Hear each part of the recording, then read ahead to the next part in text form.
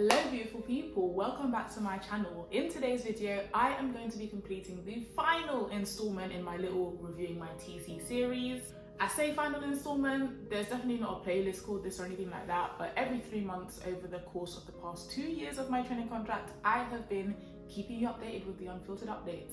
So this time, because it's my final one, I invited you all to send in your questions via my Instagram page. Please do make sure that you give me a follow there if you don't already, because I post a lot of updates over there. But I'm here to provide my answers to you today. So if you like this type of content, please do make sure that you like, comment, subscribe, and let's get straight into the questions.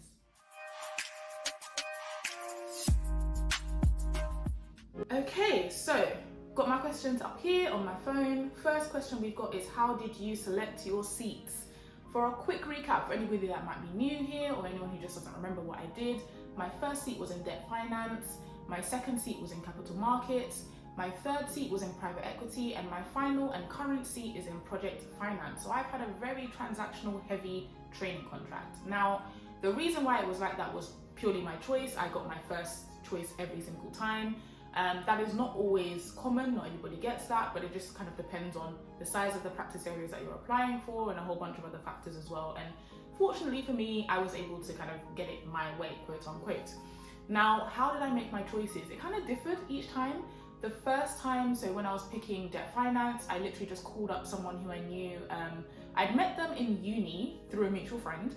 And then when we got to law school and we kind of worked out that we were both going to be training at the same firm, it was kind of like, you know, I've met you before, you were cool, it makes sense to kind of be friends now, quote unquote. And yeah, I got closer to her and I called her and I was just kind of like, I'm about to start. She was already in her first seat at the time. I was like, I'm about to start.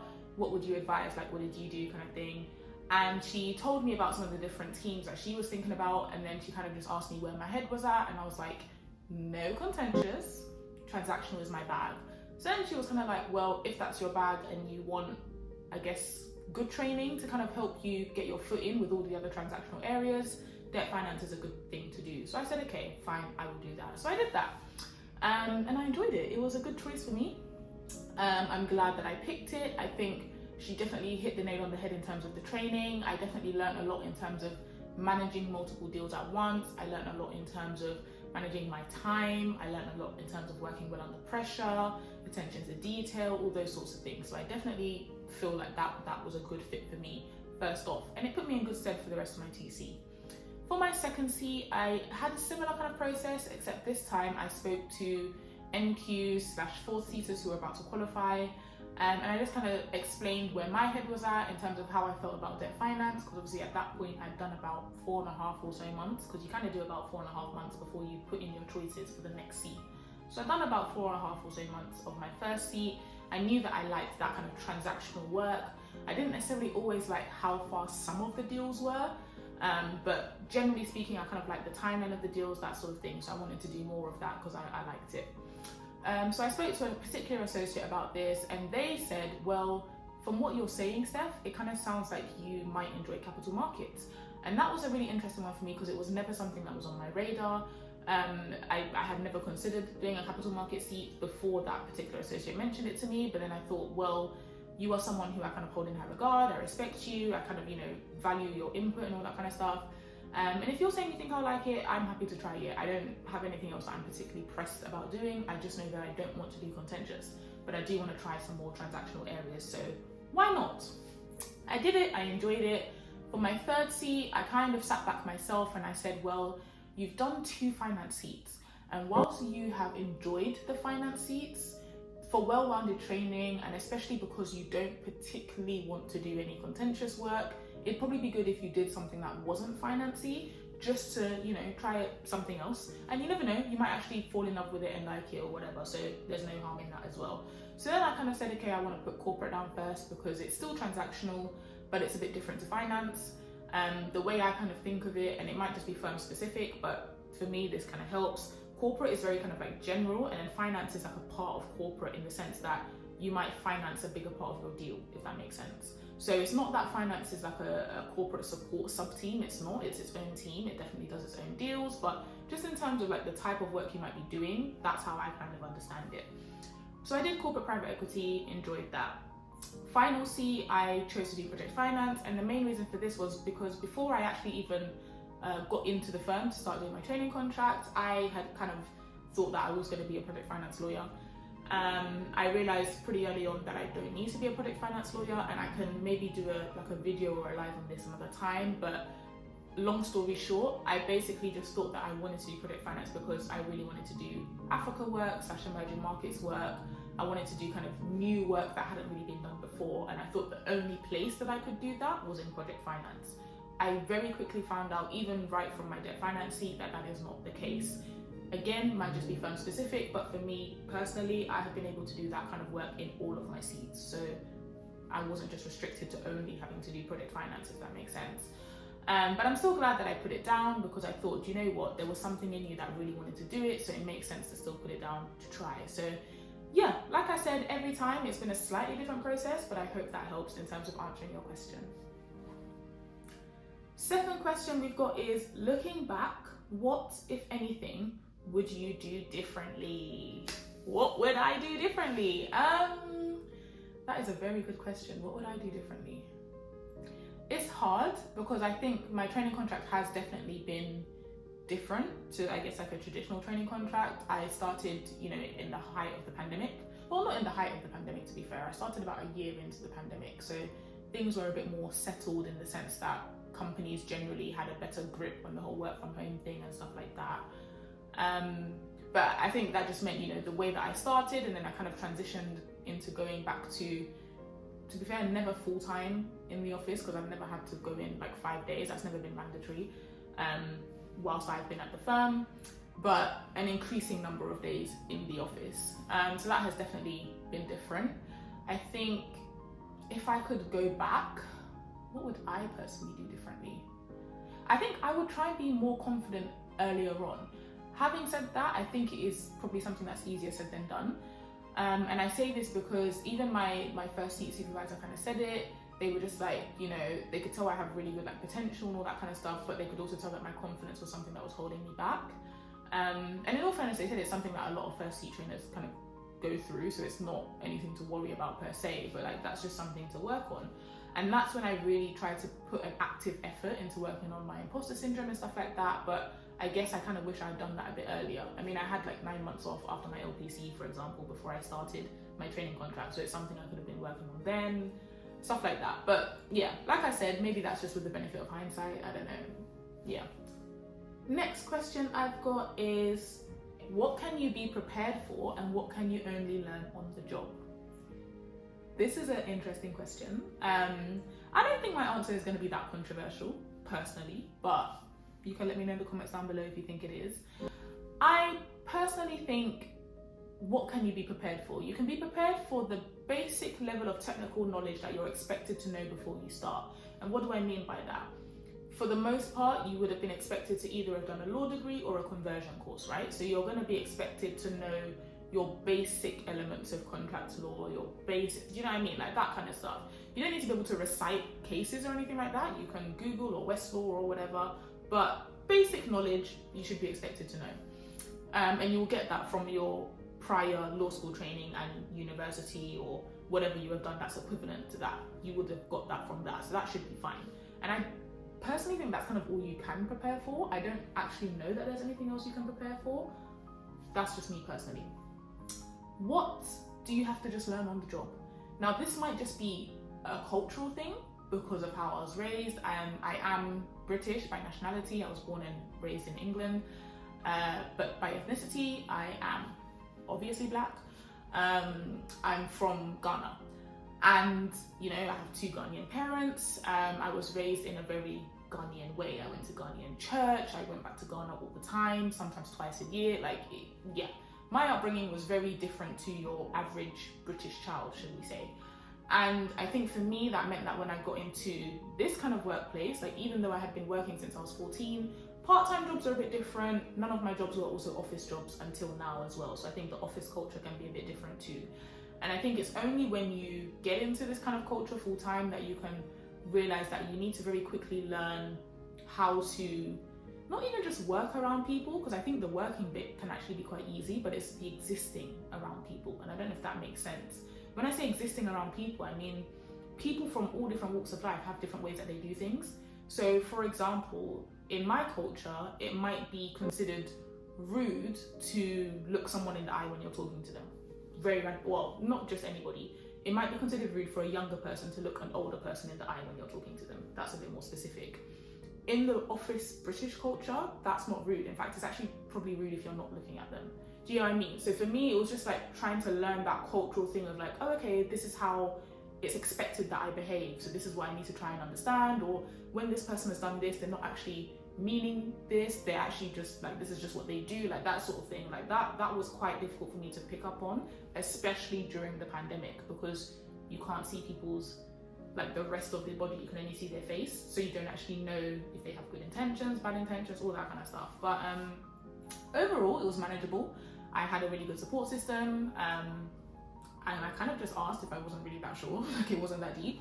But yeah, that's something that I personally just don't think I could have ever prepared for, because I don't even know where I would have begun. Like, where do I go to learn about British etiquette in that kind of way? I don't even know how to explain. I don't even know if I've explained well here what I mean, but those that get it, get it. Do you get what I mean? Cool. Next question is there anything you wish you knew at the start of your TC that you know now? Good question. I think that's kind of similar to, is there anything I would have done differently? But I guess it's a bit different. So what do I know now that I wish I knew at the start? Okay, I'm gonna I think I wish I accepted that everybody makes mistakes. And what I mean by that is, when I first started my TC, I was told this. Like, I remember during training, someone actually said like, oh, everyone makes mistakes, so don't worry about it, blah, blah, blah. But I never really took that on board. I was kind of just like, oh, they just say that so that you won't be worried, but like they don't really mean it. They don't really want you to make mistakes, kind of thing. But as I have gone through the 2 years, I've come to realize that really and truly everybody does make mistakes, like from all levels. It really doesn't matter. What does matter is how you deal with those mistakes. So for example, owning up to your mistakes as soon as you realize it's a mistake, like figuring out a solution for that mistake, all that kind of stuff. That's what actually matters. It's not so much the mistake itself that matters. Having said that, there are some egregious mistakes that you know, perhaps shouldn't be making, but I'm talking about your general, this is your first time you've done it before, you made an honest mistake. Like that is okay. Everybody does do that. You just have to know how to go about it, and don't hide from your mistake, don't lie about it, all that kind of stuff. So that's something that I wish I had accepted at the beginning, because I was told it, I just didn't believe it. I honestly thought like associates and partners were invincible. But yeah. Next question is, what did you least expect about your TC? Good question. This is a good one. I least expected, so I remember, I think this was I can't remember if it was a talk from graduate recruitment or if it was like an older associate who had said this to me. I can't remember, but somebody like above me in terms of how long they've been in the industry said this to me. And they were kind of like, when you're doing your training contract, if you don't already know what area you want to be in, you can very much, especially if you're quite open to different areas, just end up in an area that you fall in love with, if that makes sense. And obviously fall in love is quite hyperbolic. You know, you don't necessarily fall in love with your work in that way, but it's the fact that it's an area that you're going to enjoy, it aligns with your skill sets, all that sort of stuff. And for me, that's just what happened, and that's how I ended up kind of picking the area that I wanted to qualify into. I just fell into it. Like, I had never really intended to do it or anything like that, so that was quite cool for me, and that was very unexpected. Next question is, have there ever been moments of doubting the commercial career route? Have there been those moments? The commercial career route, not necessarily. And I say that purely just because I've wanted to do it for so long. Like, I'm talking from when I was like 5, I've been wanting to do it. Probably even before then, if I'm being honest. But yeah, I've been wanting to do it for so long, but I've never necessarily doubted the commercial career route. I think there were times where I kind of doubted, like, can I actually do this? And not even from an imposter syndrome standpoint. I think for me, imposter syndrome is when, you know, defying all logic, I just believe that I'm not good enough to do something, right? And it could be to do with racism, classism, intelligence, blah, blah, blah, so many different things. We won't get into it, but yeah. This was more from a perspective of, I know what my values are, I know who I am as a person, I know what I like, I know what I don't like. And when you go into a workplace, especially a really big workplace, you are going to come into contact with people who don't share your values. And I'm not even talking about the work now, I'm just talking about people as individuals. You're going to come into contact with people who don't share your values, or people who were not raised the way that you were, or this, that, whatever. And there can be clashes on that level sometimes. And I think for me, there would sometimes be times where I'll just be like, do I really want to put myself in this kind of environment? Like, as much as I like this job, is this the environment that I want to be in, if that makes sense? But then I just had to think about my goals and my bigger picture. So for me, because I know my long-term goals, like I know what they are in terms of the law, I know what they are in terms of me and my career, this is what I need to be doing and this is what I want to be doing to reach that goal. Do you know what I mean? So I think it helps to kind of know your purpose, it helps to know your values, it helps to know your goals. That can then help you assess if you feel like you are having that kind of crisis where you're like, is this commercial thing for me? Is this corporate thing for me? You just have to look at those things and then decide, is this going to get you there? And if it's not, you step away and you go and do something else, because your mental well-being is far more important. Like, it's not that deep. Yeah. Next question is, what made you realize you were more into transactional than litigious seats? So many things. No, the first thing was, so I've spoken about this before, but when I was in uni, I used to work as a telephone fundraiser, and basically I had to call up a whole bunch of lawyers and ask them for money. And I called a lawyer who was a barrister, a QC, now a KC, and they offered me work experience. And when I did that work experience, it was in a commercial chambers, so it confirmed for me that I did like commercial law, but the work that I was doing, and fair enough, I was just like an intern or whatever, but even the work that the KC was doing seemed boring to me in terms of the actual work. Like, the contents of the case seemed very interesting, but what the barrister was actually doing seemed boring. And for me, that was enough, where I was just kind of like, you have to be realistic. This is a career where you're probably going to be doing, if we're being honest, more than 8 hours a day on average. Is this really what you want to be doing for 8 hours a day? Like, no. So because I was just kind of like, I can't see myself pretending to like this for longer than 2 weeks, let's just not even pursue that kind of route, and let's also not pursue litigious stuff when you're doing the solicitor route. That was the first thing. The second thing that then confirmed it for me was that at the firm that I'm currently at, I did a VAC scheme. I sat in the IP team. The IP team has a like kind of an advisory part, but then also like a contentious part as well. And I did a bit of work in the contentious part. And again, it was the exact same thing. The case that we worked on, super interesting. I thought that was great.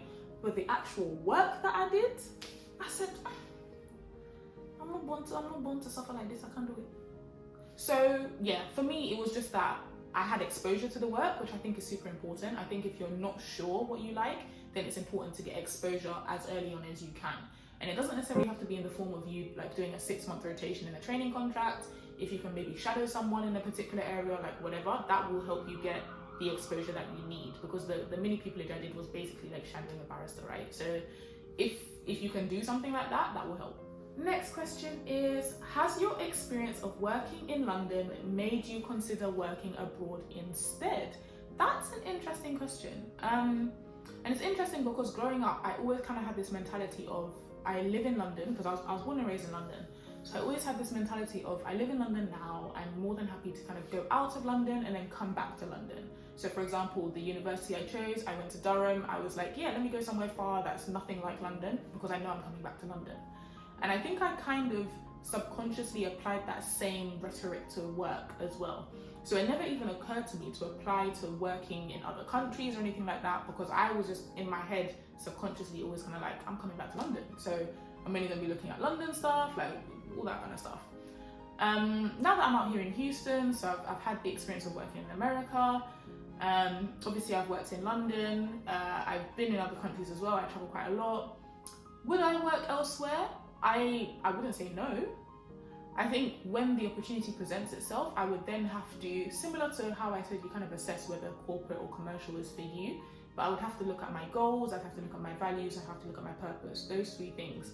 And when I assess the particular opportunity I have, so let's say work is like, oh, we're sending you to, I don't know, I'm trying to think where they would send me to. We're sending you to Dubai for a year. I don't know, random. I would have to look at those 3 things before I'm kind of like, okay, yeah, I think I should move to Dubai for a year. Do you get what I mean? Like, I'm not completely close to it, but I'm also not just kind of like, oh yeah, let me just go to any country. I feel like it needs to match up to what I'm working towards. Final question.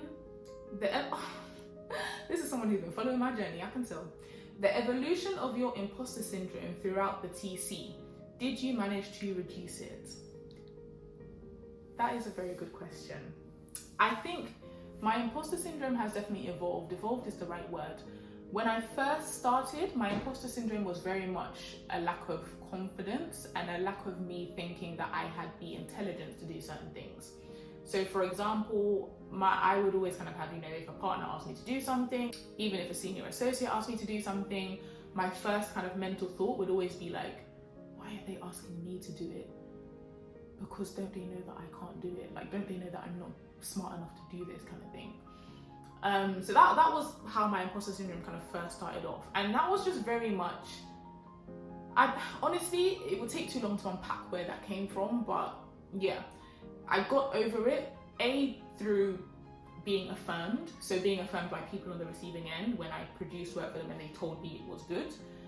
So logic helped with that, but then also through practicing my own affirmations, I kind of realized through therapy for something else, but kind of all intertwined. So through therapy for something else, I realized that I had very kind of negative self-talk. So when I switched that and I implemented more positive self-talk, that kind of helped me not think that way about myself. Then it kind of evolved into a race/class thing. Again, honestly, through no fault of work, if I'm being real, it was just purely because, as with most commercial law firms in London, most commercial law firms in London, to the best of my knowledge, you're just not gonna find that many black people.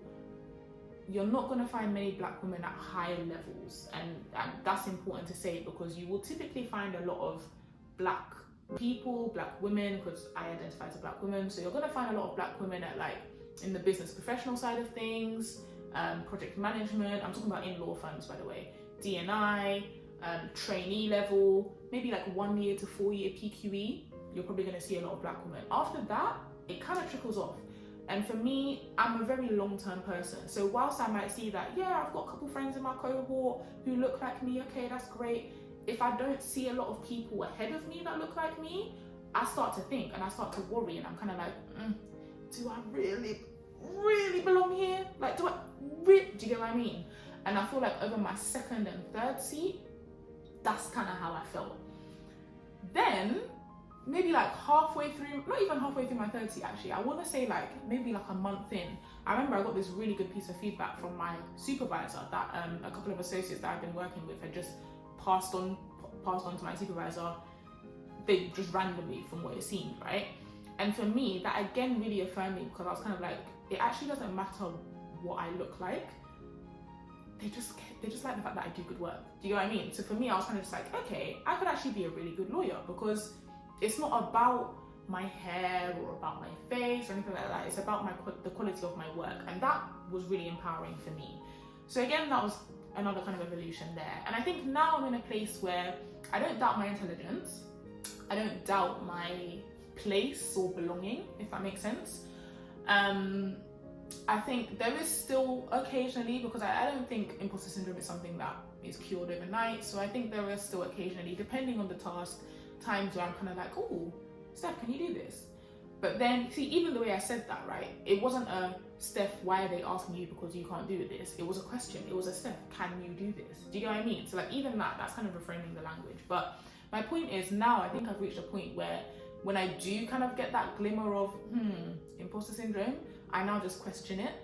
So that's better, in my personal opinion. I also definitely feel a lot more confident. I kind of feel a lot lighter. I don't feel like there's this weight on my shoulders of I don't belong here and I'm here as some kind of fake. But yeah, let's see how it goes. I'm obviously moving into a new stage. Becoming an associate is going to be a whole different ball game. There might be a whole new evolution of imposter syndrome that I have to deal with.